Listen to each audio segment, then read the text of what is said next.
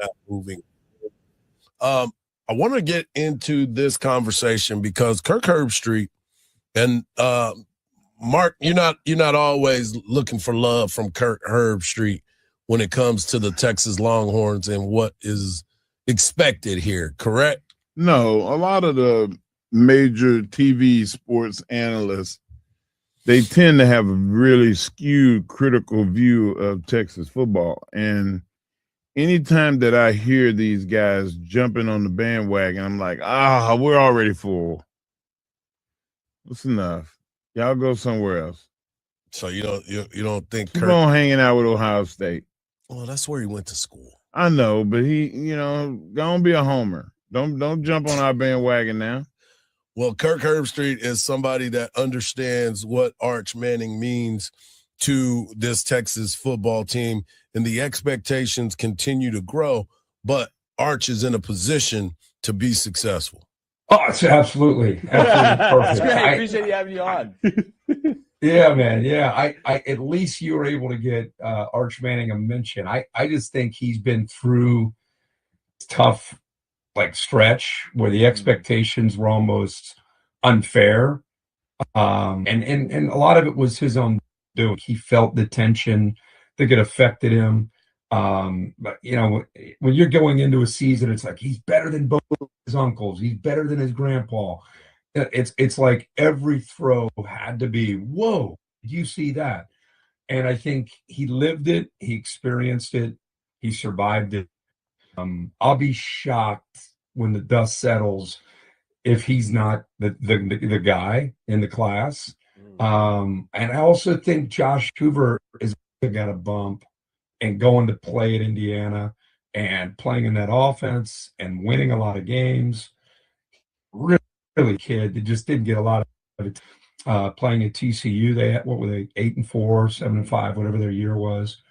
So I wouldn't be surprised if Hoover got a very similar holy cow, the way both these Indiana quarterbacks have the last 2 years.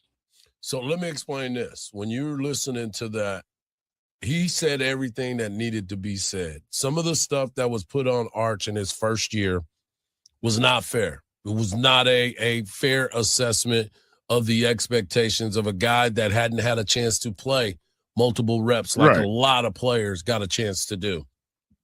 He progressed. He got better every single week. Week in and week out, he performed at a very high level. Now, coming into the season, if they want to put some of those expectations on him, I can deal with that. I can accept the expectations that were put on him because we saw the growth and the maturation along the way. He has a chance to be the guy in the class as he was talking about. But now a lot of people have moved him down. A lot of people don't look at him the same way. And to your point about what you said about Kirk Herbstreit, I guess those people realize that the bandwagon is full. Kirk is not. He's going to find a way on there.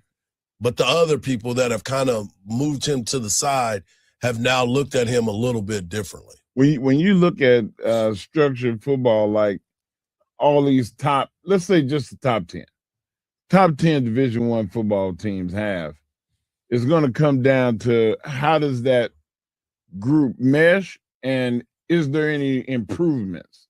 Did you add to the staff? Did you add to the top 22 players on offense and defense? Texas did all of that. So now there shouldn't be any external pressures. So all of these outside forces now, they see Texas making those improvements and they're like, oh man, wow, they fixed that. And Arch got valuable experience in all the games he played this year. Now we see him as a starting quarterback. Right.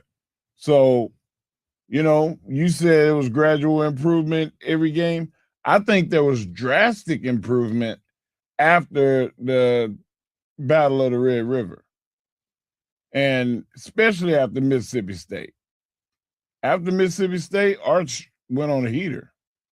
So, yeah, I think he's a true, legitimate Heisman candidate, and that everybody sees the fact that Texas has done everything they could outside of going and getting the best of the best offensive linemen to, make this team a better one next year. Not only did they go out and get some great linemen, they also decided it was time to go make a move at the wide receiver position, and Cam Coleman's name continues to be talked about.